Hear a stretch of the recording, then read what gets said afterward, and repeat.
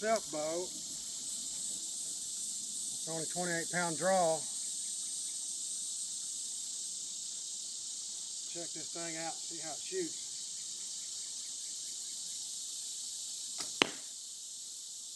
That was done pretty good there. This is a different arrow. See if it flies all right. Well, it didn't fly too bad. All right. All right, let's go check this out here. Yeah, that bow shoots pretty good.